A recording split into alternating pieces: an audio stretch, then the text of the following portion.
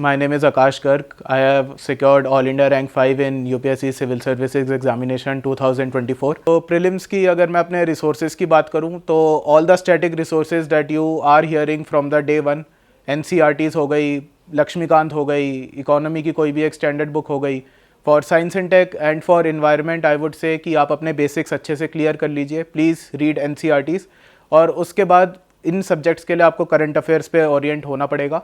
जैसे science and take हो गया, इन्वायरमेंट हो गया, इंटरनेशनल रिलेशंस हो गया. धीरे धीरे प्रीलिम्स में इनका वेटेज बढ़ रहा है. UPSC is asking more of such questions कि जो डेली हैपनिंग की चीज़ें हैं, भले ही वो आपको लगे कि करंट अफेयर्स है, पर लेकिन यू कैन सेग्रीगेट देम. और अगर आप डेली न्यूज़पेपर पढ़ते हैं या if you follow current affairs regularly, तो ये क्वेश्चंस टैकल करना बहुत ज़्यादा मुश्किल नहीं होता एग्जामिनेशन हॉल में, because these questions are not very deep. They want you to have a very general understanding कि आपको ये टॉपिक पता है या नहीं, आप अवेयर हैं कि ये सब चीज़ें भी हो रही हैं. एंड इफ़ इंडिया स्पेसिफिक कुछ हो रहा है, इंडिया का कोई बहुत बड़ा अचीवमेंट हुआ, इसरो ने कोई बहुत अच्छा काम किया, DRDO ने कोई बहुत अच्छा काम किया, तो उस पर फोकस करिए. एंड प्रीलिम्स के लिए मैं कहूँगा please keep your resources short. अपने हैंड रिटन नोट्स बनाइए, अपनी स्टैटिक बुक्स, अपने स्टैंडर्ड बुक्स पे फोकस करिए. And towards the end, last के 2-3 मंथ्स में आप अपने टेस्ट पेपर्स देने शुरू करिए. जितने आप दे सकते हैं उतने टेस्ट दीजिए, बिकॉज आपने एक बार ही पढ़ लिया, बट एंड में आपको एग्जामिनेशन हॉल में MCQs ही सॉल्व करने हैं.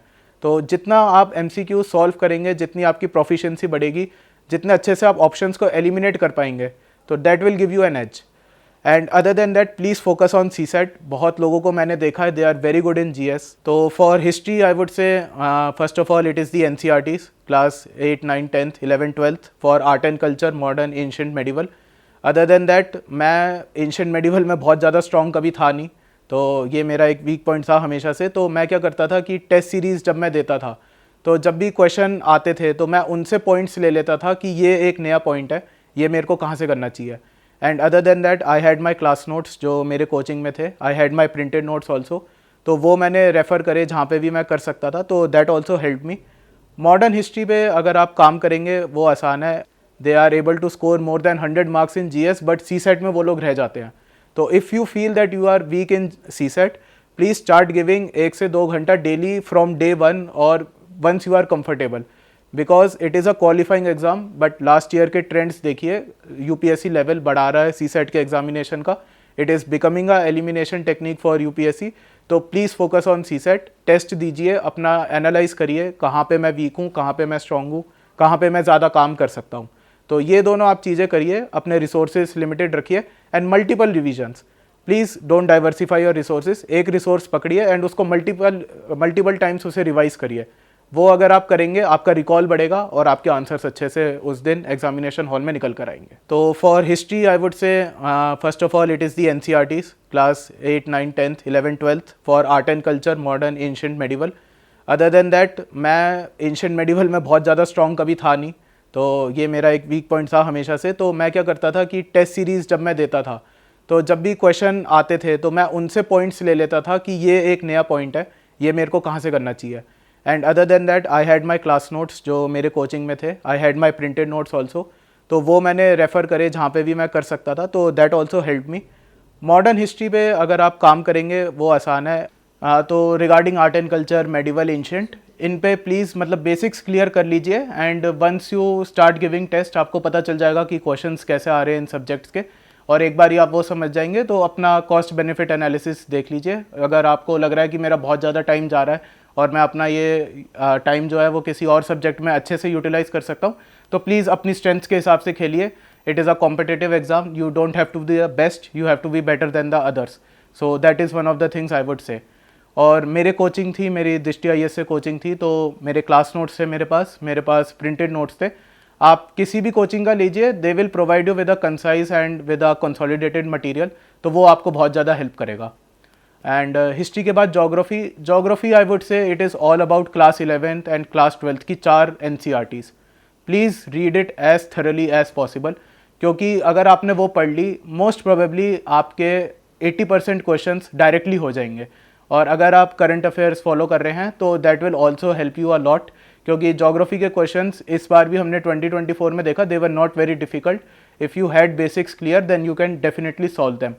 और मेरे पास हमेशा से मेरे क्लास नोट्स थे, तो that also provided with me an as.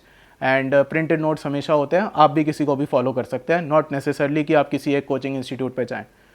For polity, you will all be knowing Lakshmikant is the book that you have to follow for polity. Once you go through Lakshmikant cover to cover, then it is very difficult that you will find a question regarding the static part that you might not be able to solve. और polity में please get into the nitty gritties of the question. और ये ज़रूरी नहीं है कि आपको हर एक आर्टिकल बाय हार्ट याद होना चाहिए कि ये आर्टिकल का ये नंबर में ये चीज़ मैंशनड है। Please go after the important things that are important for the subject.